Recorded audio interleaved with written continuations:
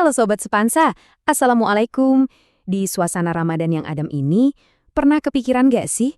Katanya setan-setan itu diikat, tapi kok kayaknya masih ada aja ya bisikan buat marah-marah, atau dorongan buat males ibadah, atau iseng scroll-scroll sosmed yang gak jelas. Hehe, tenang. Kalau kalian bertanya-tanya kayak gitu, itu wajar banget. Malah itu tandanya kalian lagi berpikir. Nah, hari ini kita coba bedah bareng-bareng ya. Santai aja, tapi insya Allah kita dapat ilmunya. Nah, ini dia nih, pertanyaan utamanya. Di satu sisi, ada janji indah kalau musuh utama kita itu lagi istirahat. Tapi di sisi lain, kok kita ngerasa masih sering banget ya berantem sama diri sendiri. Lantas, apakah janjinya nggak berlaku? Atau jangan-jangan ada sesuatu yang lebih dalam yang perlu kita pahami? Yuk kita cari tahu bareng-bareng. Oke, untuk mecahin misteri ini, kita harus balik dulu ke sumber utamanya. Sebuah janji yang super indah dari Rasulullah SAW dalam sebuah hadis yang mungkin kalian juga udah sering banget denger. Ini tuh jadi pondasi keyakinan kita kenapa Ramadan itu spesial banget. Dan percaya deh, kuncinya ada di sini. Subhanallah, coba deh kita resapi sebentar.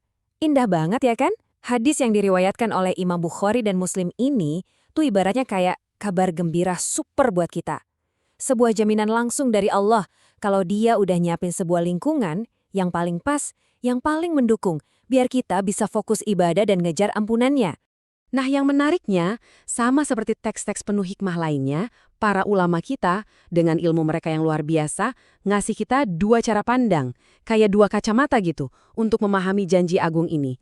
Keduanya bener loh, dan justru saling melengkapi. Biar kita ngelihatnya jadi lebih jelas, lebih utuh. Jadi ada dua cara bacanya nih.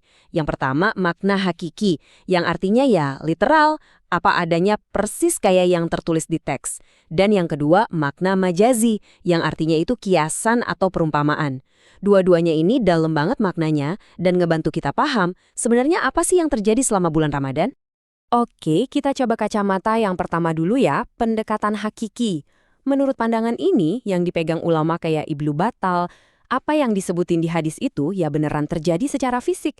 Betul-betul terjadi. Jadi setan-setan itu ya betul-betul diikat, beneran dirantai. Nah, inilah yang ngejelasin kenapa rasanya godaan tuh berkurang banget dan kenapa suasana Ramadan itu kerasa lebih adem, lebih damai ya kan? Sekarang kita coba kacamata yang kedua, pendekatan majazi atau kiasan. Nah, menurut ulama lain kayak Ad-Dawudi, hadis ini adalah sebuah perumpamaan yang Masya Allah, indah banget.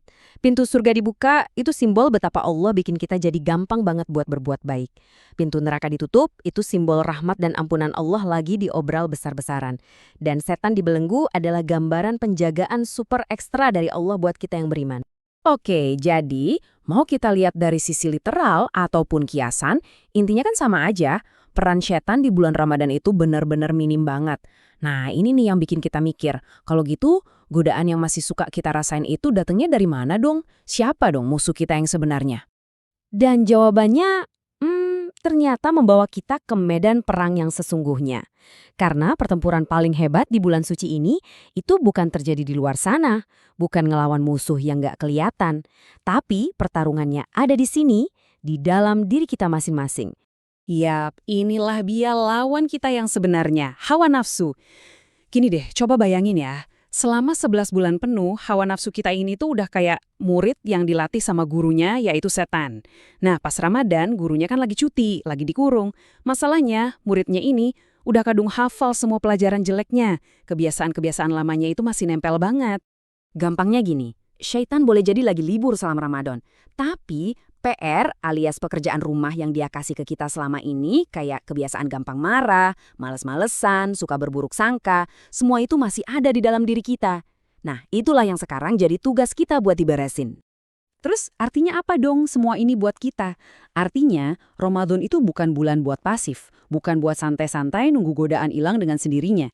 Justru sebaliknya, Ramadan itu adalah panggilan sebuah undangan spesial buat kita untuk aktif melatih dan mendidik kembali diri kita sendiri. Coba deh, kita anggap Ramadan ini kayak sebuah bootcamp spiritual. Sebuah pusat pelatihan super intensif selama sebulan penuh. Disinilah kita digembleng, dilatih, disiapin. Buat apa? Ya biar pas kita lulus dari Ramadan nanti, kita jadi pribadi yang jauh lebih kuat, lebih tangguh, dan lebih siap buat ngadepin 11 bulan ke depan, pas si guru penggoda itu dilepasin lagi. Nah, di bootcamp ini kurikulumnya apa aja? Ada 3 pelajaran utamanya.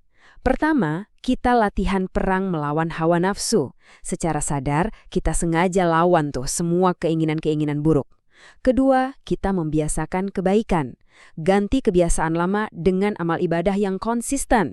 Dan yang ketiga, muaranya, semua ini buat naikin level iman dan takwa kita. Biar pas keluar dari Ramadan, kita jadi seorang pemenang.